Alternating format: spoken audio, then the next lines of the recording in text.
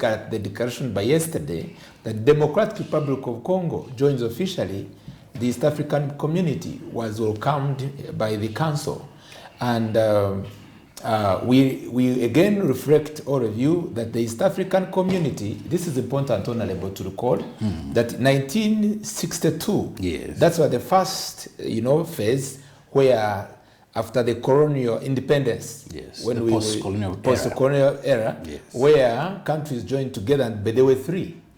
Along the way, to give a background brief again, is that by between 1970 up to 1999, it had collapsed. Yes. This body, the East African Community, collapsed. Yes. They came up with a treaty by 1999, the East African Community Treaty. Yes. And up to today, some of the treaty articles and protocols are being in one way at times violated or not implemented the way they should be.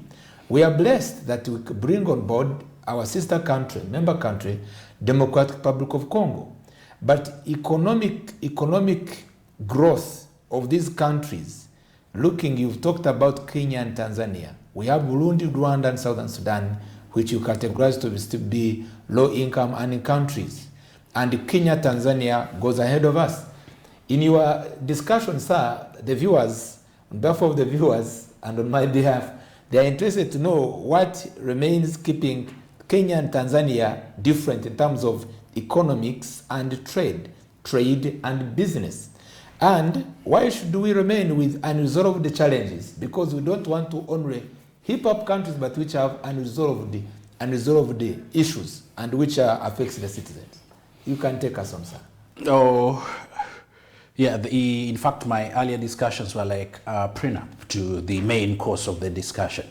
But the two things, the one thing that is very unique and peculiar to Kenya and Kenya is access to the Indian Ocean, and their ports have been very useful in the trade within the Indian Ocean, and it has made that's why their GDP is a little higher than their counterparts of Uganda, South Sudan, and Rwanda and Burundi. But you see, I want to, when you give a background of the East African Community and how it collapsed, it's for me, I feel the current leadership might have not learned anything and forgotten anything, like the French Revolution did say. Because what broke the former East African Community was the ego of our leaders. I remember careless statements were made by Idi Amin that Mwalimu Julius Kambarage Nyerere was beautiful as a woman he would have married. That annoyed Nyerere. Actually, it led to this, it was made by Idi Amin Dada, who was the former president. And he felt he was a bully within the East African Community. Now, that is already sentiments that are being forwarded by the Rwandan counterpart, who has made this association, first of all, a very volatile, weak, loose association. But what does this East African Community, what are the direct benefits that accrue and these challenges that are in? One, if Congo does come in, the population would increase. There is a good market available. Yeah, so we should encourage our citizens to produce more. Yes, rice, and trade in there. Beans, yes, all that. Yes, so that we can get food. I say theoretically, if all factors remain constant. Yes, sir. Two, I expect increase in our bargaining power because we shall be a bigger bloc. Yes, I would. See Uganda accessing West Africa through Congo, which is something that we would... Is accessibility. Yes. And then the Congo coming in, of course we shall ease in the trade barrier issues, that clearance and the borders and the rest, because when they will enjoy the common market, custom union, free border trade. Yes, sir. Initially, for Congolese who were entering Uganda, they had to pay about $45 for the visa and entry initially in Uganda, but that would now be removed, and would enhance trade. Yes, sir. And then, of course, the East African Protocol in itself would support the movement of goods, capital, and then the movement of goods. Goods, capital, and people, the human resource. Because for us to trade with Congo very well, we need to develop their institutions. This is a country that has been kept off the grid from the global world for quite some time, and their institutions are not strong enough to enhance this trade. Yes, sir. But of course, the very last, as we needed stability, and stability means, first of all, the internal stability of the country, where the citizens feel their rights are taken care of. So they would want to harness the potential of the East African Court of Justice for basically human rights violations and major obligations that the government doesn't always probably achieve, which are within their international legal obligations that they have assigned to in the treaties. But when we get to this, it does come with these challenges. The insecurity that is in Congo, we shall now be joined to that insecurity. And if we joined it before we were actually included within the East African community, now we are obliged as members of the East African community to deal with the insecurity in Congo. And when I talk about dealing with that, that means in most cases, the giant of the organization will always have to step in. Even when the chairman of the East African community, the chairman of the summit, that's the president of Kenya. Yes. Yeah, the president could be there, but between me and you, you know that there is the powerhouse of the East African community, and this is in Uganda. It's no rocket science. You don't need to look further than that. Is Uganda the powerhouse of East Africa? In terms of one, yes, we may not be economically powerful to match Kenya, to match Tanzania, but at least there is that narrative that the powers that be in Uganda feel they have the military might within East Africa. That is what they believe. And so it is obliged naturally to watch over all the members within the East African community. Because if the presence of the ADF in Congo does affect Rwanda and affect Burundi, why didn't Burundi actively invest in deploying in Congo? Why didn't Rwanda deploy in Congo? You know, the one affected Uganda comes and say the rebels are hitting Uganda, causing insecurity from Democratic Republic of Congo, goes into negotiation with the United Nations, that body, which is there in Munich, and then again with the president of Democratic Republic of Congo, they accept, so that we can stay secure and they can also stay secure. The president that Uganda did install in power, that is for another discussion. He'll give you justification for that. Yes. So the benefits that, in summary, the benefits that Congo does bring are enormous in theory, but if all factors are taken care of, it would be a very good area. As we are drawing across the end of our discussion, you'll be having 3 minutes as you make your submission. All that you said is quite good. But in my analysis that I am bringing now towards the viewers, you realize that insecurity remains a challenge, and all this business we are talking about, and I'm saying this in good faith so that we give it attention. One time a politician, indeed, the head of state, say the African problem. That's another time to talk about the African problem.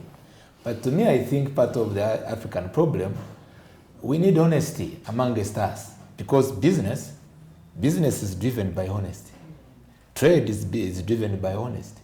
You have the wrong product, you cannot have the good market. That's important.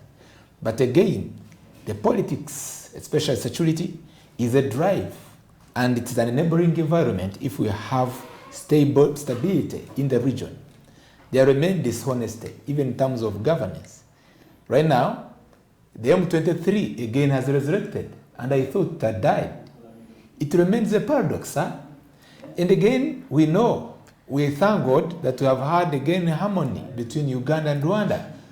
As you are coming towards the closure of our program, what should be the everlasting solution possibly? We are trusting that there can be an everlasting solution to sort out the challenge of insecurity and the challenge of dishonesty, both in our dealings with the trade and on the border, inter-border business, exchanges.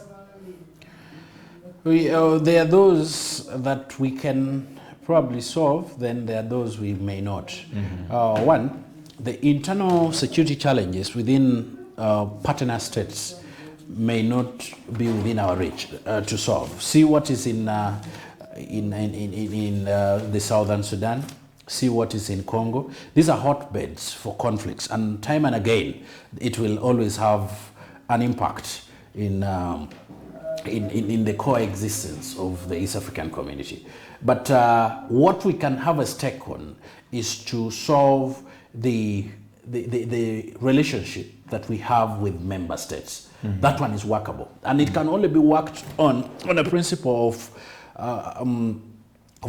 our nations believing that each of us are sovereign mm-hmm. enough, do not intermingle in our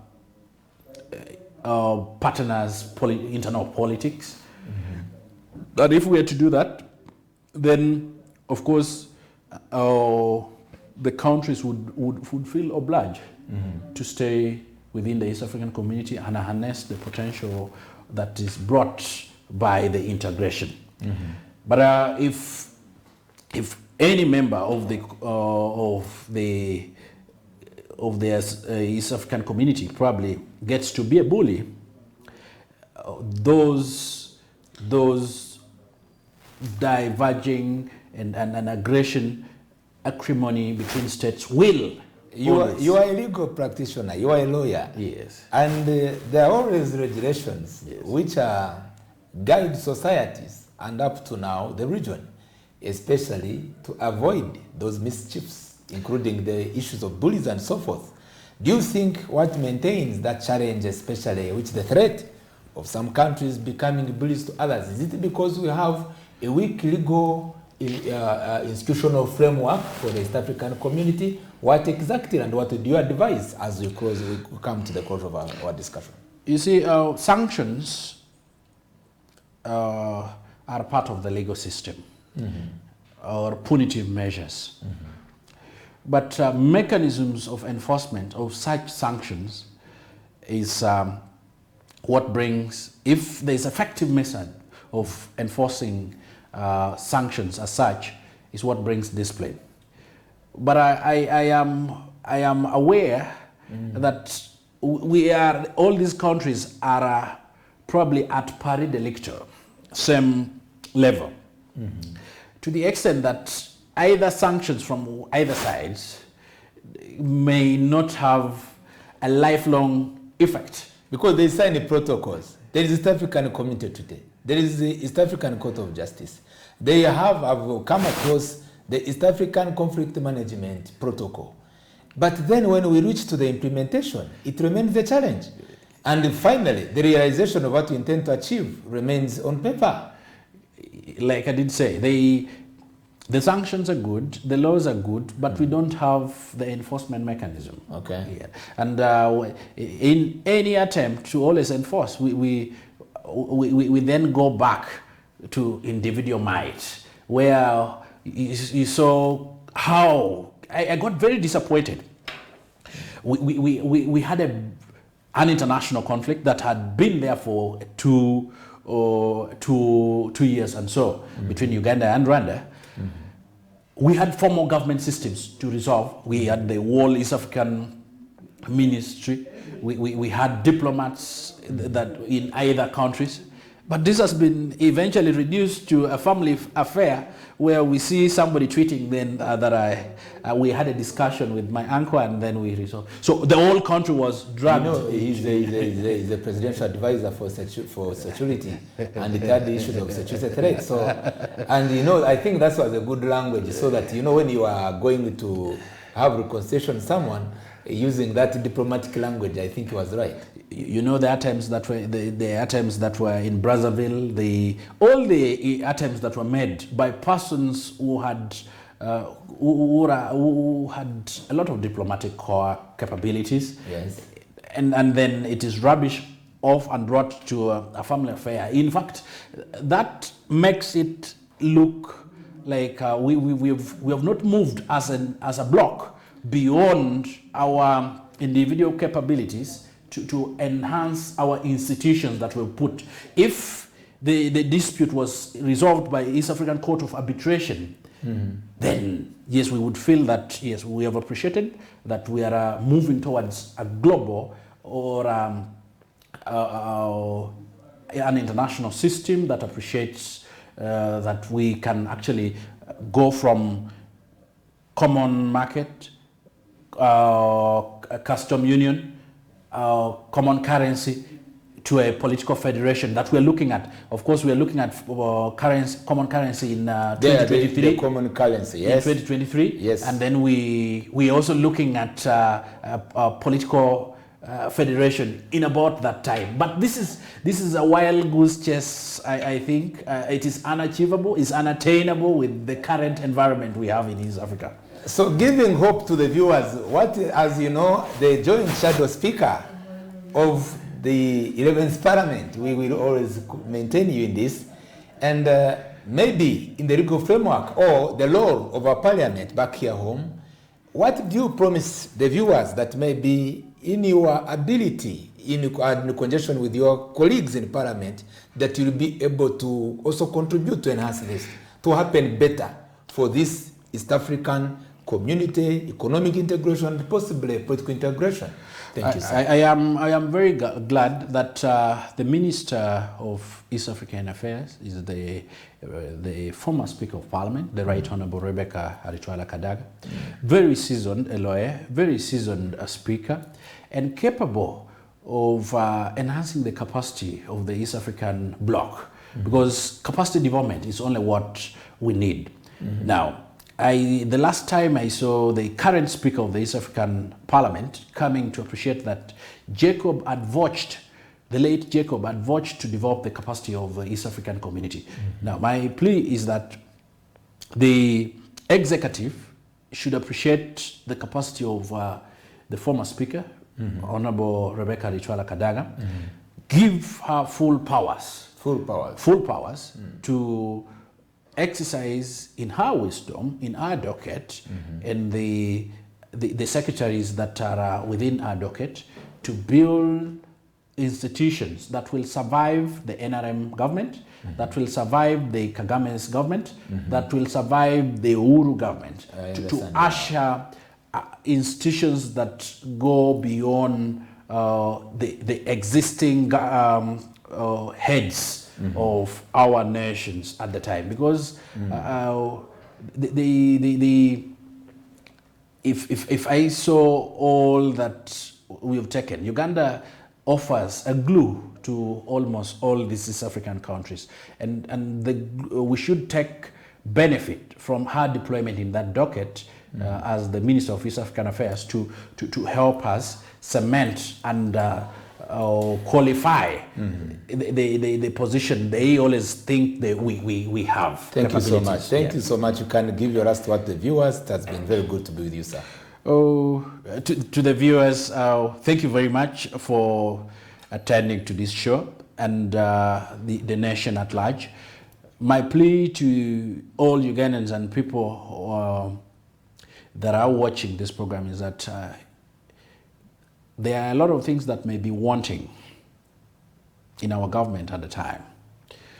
But we beseech you to believe that there is a new crop of people who are in that parliament who still have the heart The heart. of serving the common man. Serving the common man. The hoi polloi. Thank you. And Yes, sir.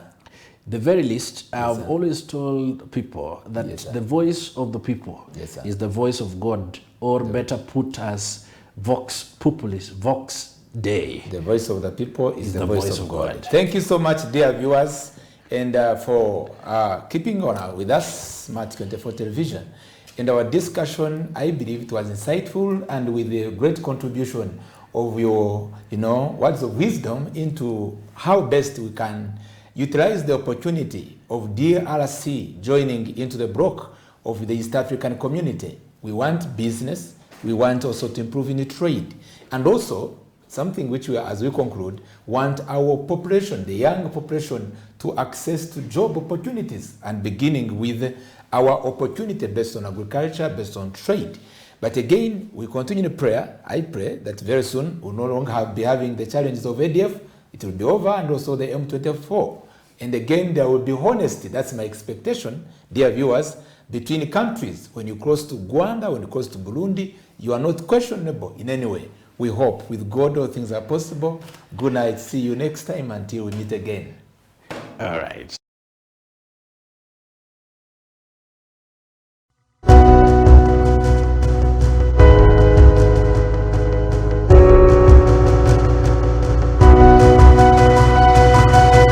Smart 24, driving business.